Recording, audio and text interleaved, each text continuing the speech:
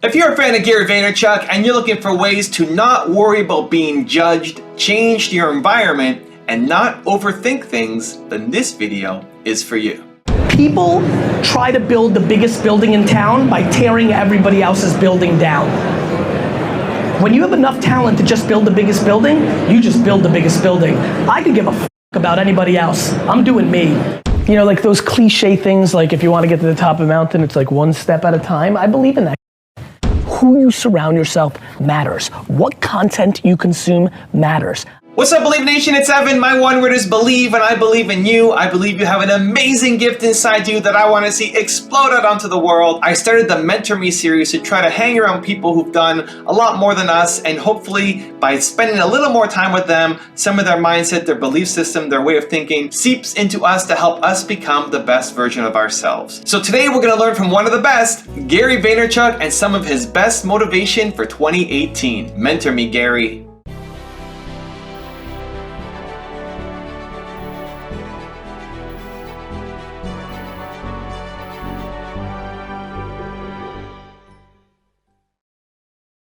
I only want one thing for people that I have. Really, outside of health, the only thing I wish for people is them to love what they do as much as I do. When I do new podcasts or new video shows, I love reading the comments of the audience that don't know me. Inevitably, 5% of the audience will leave a comment that refers to drugs. If they want to be really snarky, they'll say, cocaine, Ritalin, They think that I'm on something, and I always reply because I've never tried smoking a cigarette, let alone done Adderall. I reply with so they'll say cocaine, and I'll reply gratitude. I'm so grateful that I do what I love every day, and what I love, for clarification, is just being an entrepreneur, playing. The challenges, the risk, the excitement. But you're also high on your own energy. You have tremendous energy. I have tremendous energy because it builds momentum. When you're doing what you want to be doing for a long period of time, it builds momentum. I didn't have the same energy in school. I hated school. I was optimistic, I was high energy, that's my DNA, but not like this. This is now a supernova because now I'm 20 years into being in my zone. The breath of fresh air, the exhale I had on the first day that I worked at my dad's liquor store, like there was no more school ever again. That was incredible. I think the fundamental separation that I have is really predicated on two things. I have empathy, so I'm thinking about what you're thinking about, and number two, I don't care about money in the short term. If you really actually understand what I just said on those two things, if you're actually consumer-centric and you don't need money in the short term, you always look like a genius. I don't like people and I don't like companies and businesses that are ideological. Like, there's way too many enthusiasts here that would like to see this happen. I don't like anything to happen. I just want to try to figure out what I think is going to happen. And a lot of times that's put me in a place where people judged me and made fun of me until they didn't. All my friends made fun of me that I signed a K-Swiss sneaker deal because I had the audacity to think it would work, until it all sold out in 4 hours, and then they stopped laughing. And the reason it worked was because I understood where attention sat, right? And that's how I think about the world. When something works, you're a genius, and when it doesn't work, you're a fool. Success has unlimited fathers. Now everybody thinks they were involved. Like, Babin thinks he's the reason the K-Swiss sneakers sold, right? But failure has none, right? Yeah, I mean, look, but that's what makes it fun. If you're in a place where you're comfortable with accepting your losses, I'm proud to say up here that I've had a pivot, Vayner Smart, because the timing of IoT hasn't worked in the way that I thought it would. That's comfortable to me. It means you're watching the market. Yeah, to me that's comfortable. Like, I'm so sad that so many of you don't do things because you're worried about being judged. It makes me sad. Like, that sucks. You know? Like, to me, that's my loss. Like, what's that got to do with you? Like, I don't give a shit what you think. think, Marco? Like I'm doing my thing. And so when you start getting comfortable with losing in the micro, well, then you can really start doing things. I don't want to be a charlatan or a motivational speaker, or, those aren't interesting to me, but I'm also willing to people to judge me and misunderstand me because I know how this all plays out at the end. So you can boo me in the second quarter. I'll talk to you after the game. I work. I do shit. Like, while everybody's debating, I'm doing it. And I'm willing to take micro losses for macro wins. And most people aren't, because they want short-term money, or they actually value other people's opinions over their own. I realize that I mean nothing, which then doesn't allow me to have the audacity to be cynical or skeptical. It's real, when I hear, I'm empathetic. And by the way, parents having sex at the right moment, giving me DNA. Like, this is not me, but I'm like, why am I not skeptical? Why am I not cynical? Oh, because the does my opinion mean in that, the amount of people dropping their 2 cents on social media to shit on somebody like they mean something? People try to build the biggest building in town by tearing everybody else's building down. When you have enough talent to just build the biggest building, you just build the biggest building. I could give a f about anybody else. I'm doing me. And honestly, I wish all of you the best, and I even weirdly hope you beat me, because that will keep me hungry. But the truth is, I'm not worried about other people's shit. Like, we're counting everybody else's points too much. Worry about your own shit. Now, that bubble will burst, and then we'll get to see who's still around. And then we'll see everybody else who says entrepreneur in their Instagram profile right now when they're working in Bank of America in 24 months. And so that's what I'm waiting for. I'm most excited for and waiting for and hoping for complete global economic carnage so that we can weed out the B and C and D players. I think the world lacks optimism. I think, everyone's like, your energy. I've come to realize it's just optimism. I'm just happy, just positive. That's what it is.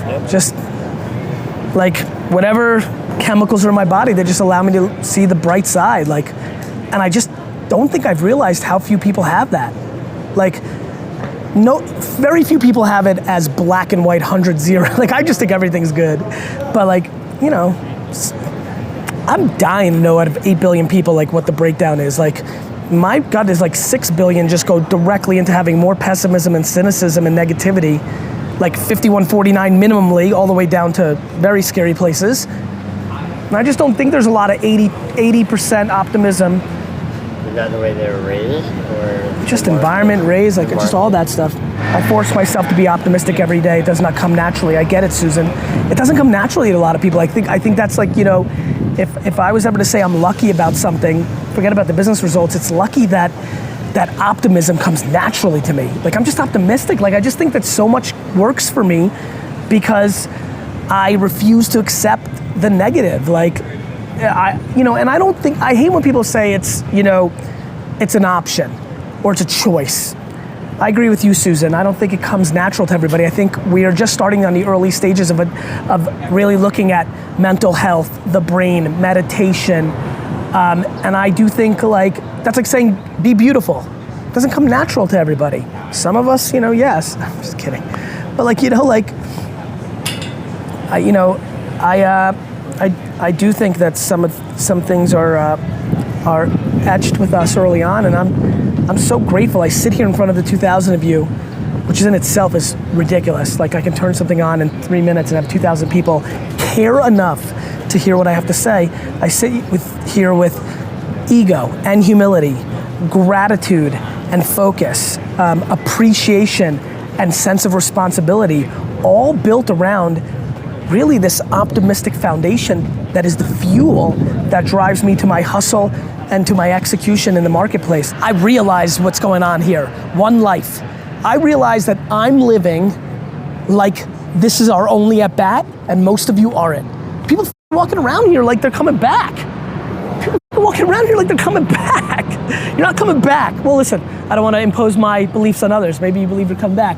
I believe you come back as a tree, or a flower pot, or D-Rock sneakers, and that blows compared to being a human.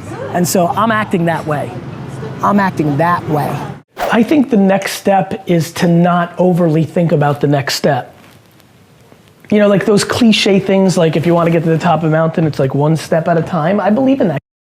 Like, I think the biggest thing that cripples a guy like you, 2 years in, starting to build something, you know, you get a little taste and you want more, right?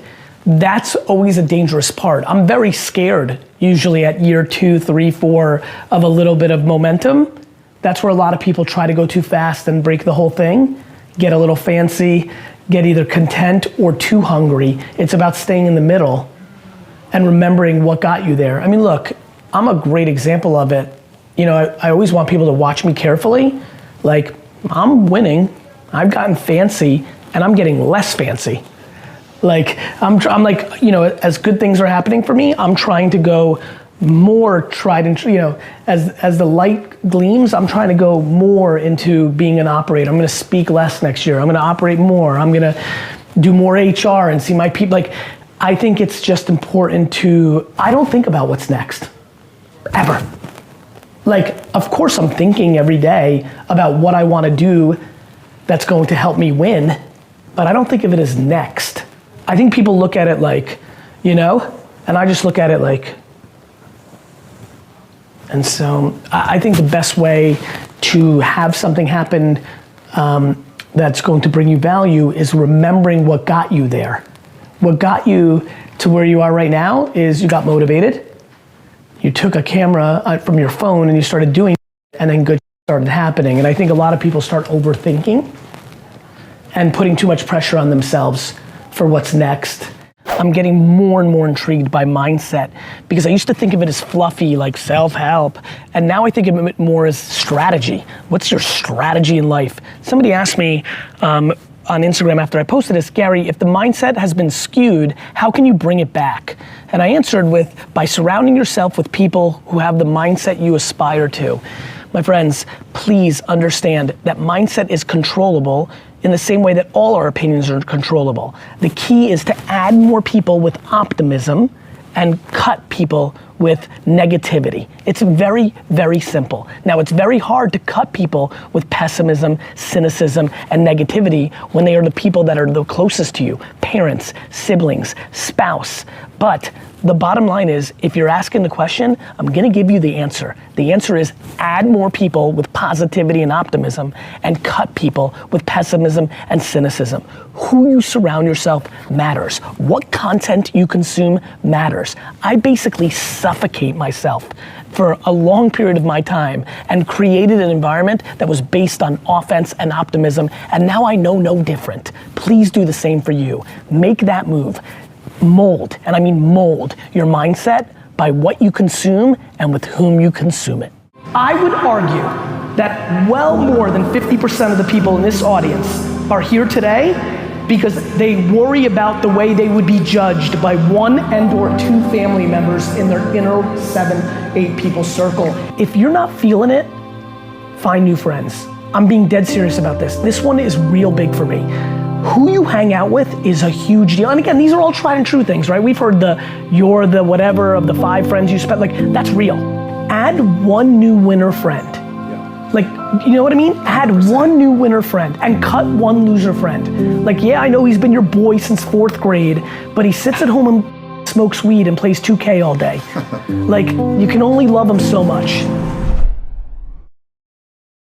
Now I've got a special Gary Vaynerchuk bonus clip for you, but before we get into that, the question of the day is, I'm curious, what is your favorite thing about Gary Vaynerchuk? What's your favorite personality trait or the lesson that you learned the most from him? Leave it down in the comments below. I'm really curious to find out. Thank you guys so much for watching. I believe in you. I hope you continue to believe in yourself and whatever your one word is. Much love. I'll see you soon and enjoy the bonus. The first thing that has always worked for me is never allowing somebody to have leverage on you. I miss shit because I didn't want to that person. That's me too. That would like good. That would like me too. Like that's great.